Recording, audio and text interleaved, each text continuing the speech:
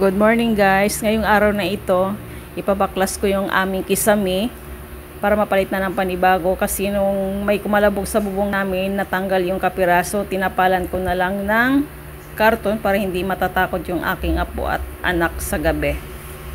Ito nga pala yung hardflex na binili ko kahapon sa hardware. Hindi ko na nabidyohan kahapon yung hardware. 3 piraso to guys, ayan. 2 piraso lang yung mailalagay doon sa kwarto nila Mariel. Tapos yung sa amin, isa kasi yun lang ang may crack, papalitan na rin. Kaya kailangan talaga mapalitan na baka may kumalabog ulit, mahulog yung kapiraso.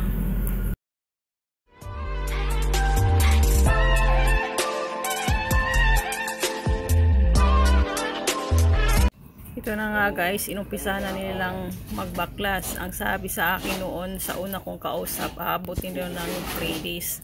Tapos naghanap ako ng iba. Ang sabi sa akin, 1 day lang. Kaya sila ang kinuha ko. Ang bilis-bilis lang pala guys. Tingnan mo. Tapos ang sabi nila sa akin, matagal daw magbaklas, mahirap magbaklas. Pero nakita ko, ganun lang pala kabilis.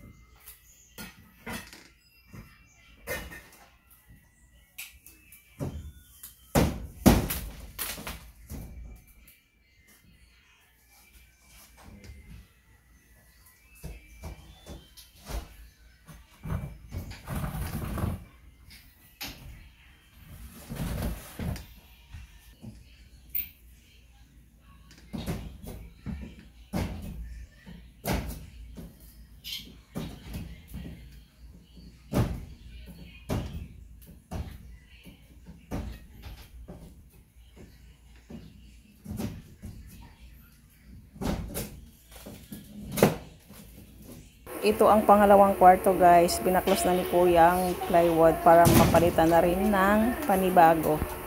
Hindi ko na nabidyohan yung crack ng kisame guys.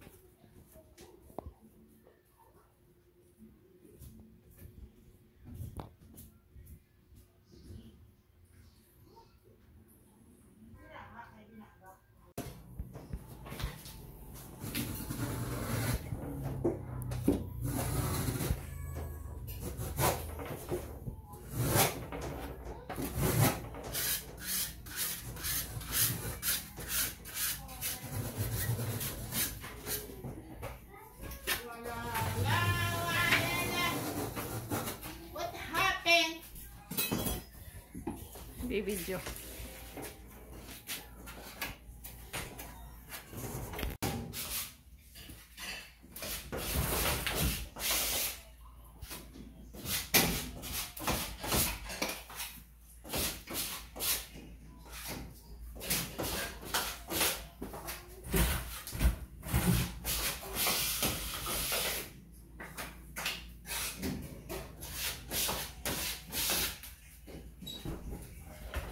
Ito na ang pangalawang kwarto guys. Nilagyan na nila ng Hardiflex.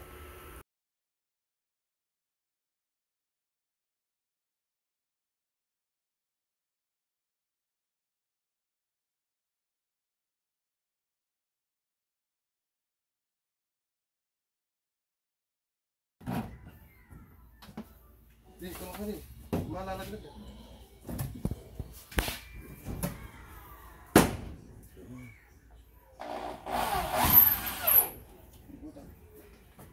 Lagi surga kan. Aduh, surga lagi. Ya.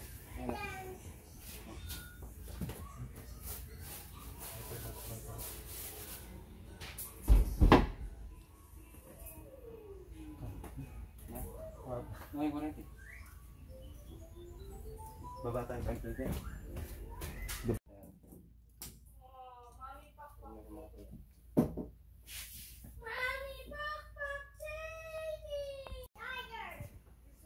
I don't care.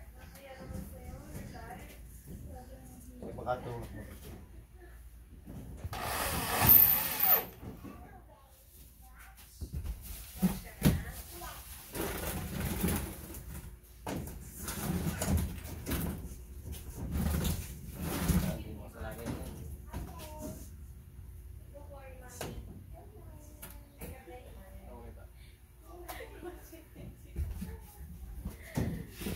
I don't like that.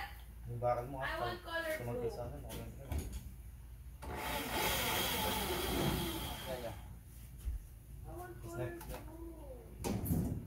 Oh, okay. Bakal mo dito mo. Ay, giti. Kita pa dito.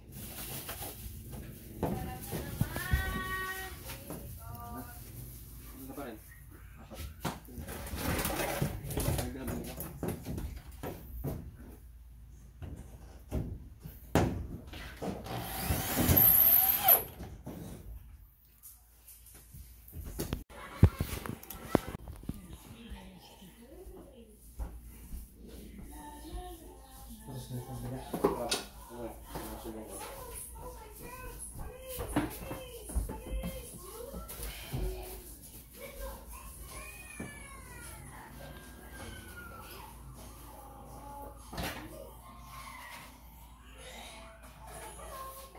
Taga-piesta ba kayo?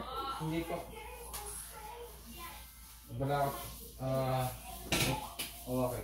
Mawaki. Oo. Oo, maganda doon sa Mawaki. Dito na ni po. Oo, malalaki pa yung bahay doon. May kamag-anak kami doon. Ewan ko kung nandoon pa yun.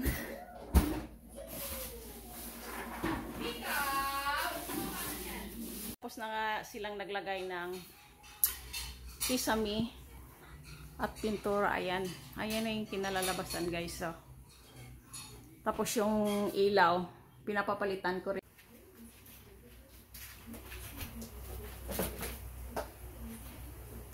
Ito nga guys. Naglilinis na kami. Maraming alikabok.